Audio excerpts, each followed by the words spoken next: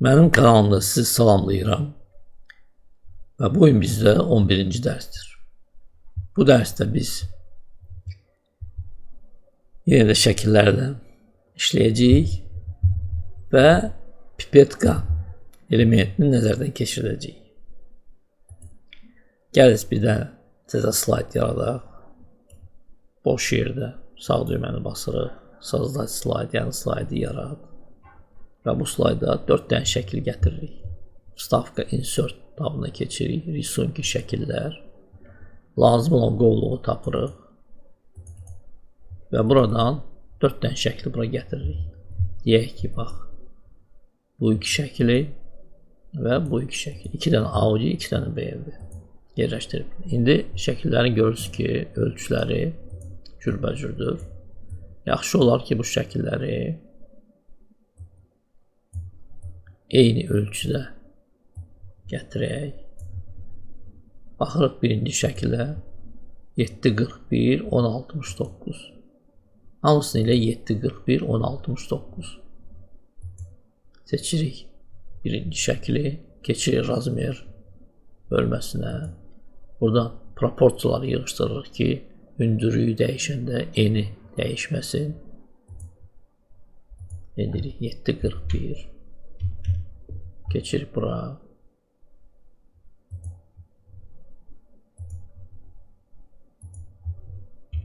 Yedi, 41, 1069.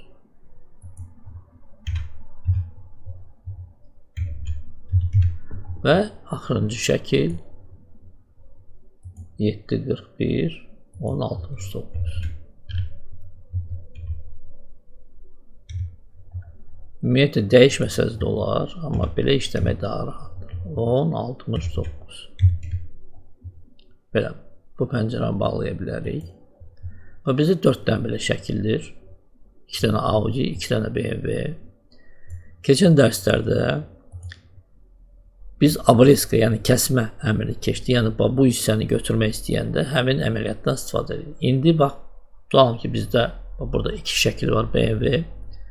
Biz bu hissəni kəsmək yox, bağlamaq istəyirik. Onda bu şəkli götürüb bu şəklin üstünə qoymaq olar. Amma fikir verirsiniz, ikinci BMW, yəni altdakı olan BMW birinci BMW-nin altına keçir. Ona görə bu şəkili ön plana çıxartmaq lazımdır.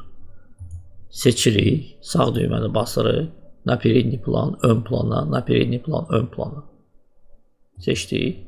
İndi dartırıq birinci BMW-nin üstünə. Fikir veririz, artıq örtür. Eyni əməliyyatı da burada eləyək.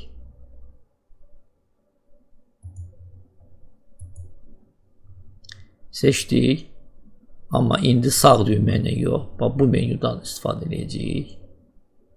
Переместить вперед, на передний plan. Bax, görürsünüz.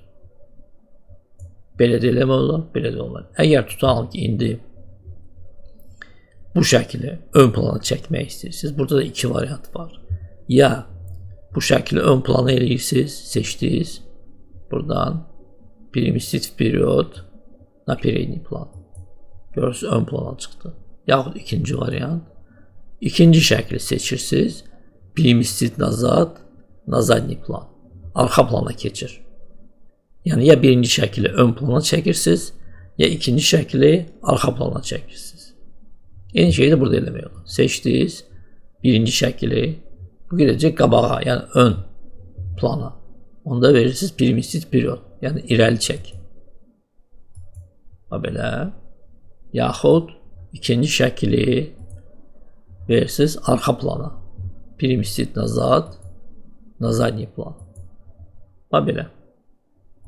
İndi gəliz dərsimizin ikinci hissəsinə baxaq. Pipetka yaxud rəng seçicisi elementi. Gəliz bu şəkilləri mən yığışdırım. Çəkim bu şəkili ortaya, hardasa bura. Belə. Siz biraz miqyasını artıraq. Belə. Tutalım ki, bu şəklin fonunu dəyişmək istəyirsiniz. Burada görürsünüz, ağ rəngdir. Biz başqa rəng vermək istəyirik. Keçən dərslərdə bunu eləmişdik.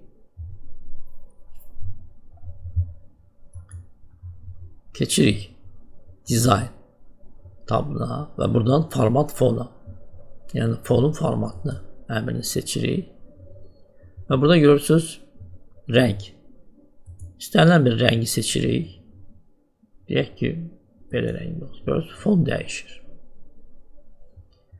Amma biz tutalım ki, belə rəngləri, buradan rəngləri seçmək istəmirik. Yəni, buradakı olan rəngləri seçmək istəmirik. Məhz şəklin içində olan rəngi çıxartmaq istəyirik fona. Bunun üçün də pipetka elementindən istifadə etmək olar. Pipetkanı seçirik və kursora fikir veririk. Kursorunu dəyişəcək və görürsünüz, pipetka şəklini alır. Sonra bu rəngi seçmək istəyirik. Seçdik. Görürsünüz, fon dəyişdi. Tutalım ki, xoşumuza gəlmir. Ya buradan ağ rəngi seçə bilərik, yaxud ən yaxşısı buradan qaytarıcı dal əməliyyatı. Deyək ki, BMW-nin içindən, harada buralardan rəng seçmək istəyirsiniz. Yəni, seçdiniz pipetkanı, gətirdiniz bura, tutalım ki, bu işarə. Bastınız, görürsünüz, fon dəyişdi. Seçdik pipetkanı, gətirdik bura, tutalım ki, buradan seçdik. Görürsünüz, fon dəyişir. Yəni, əgər bu rənglər sizi qane eləmirsə və siz rəngi şəklin içindən dartıb çıxartmaq istəyirsinizsə, onda pipetka, yəni rəng seçicisi əmrindən istifadə edə bilərsiniz. Seçdik, tutalım ki, qoyduq bura. Bu belə rəng görürsünüz. Bununla bugünkü dərsimiz yekunlaşır.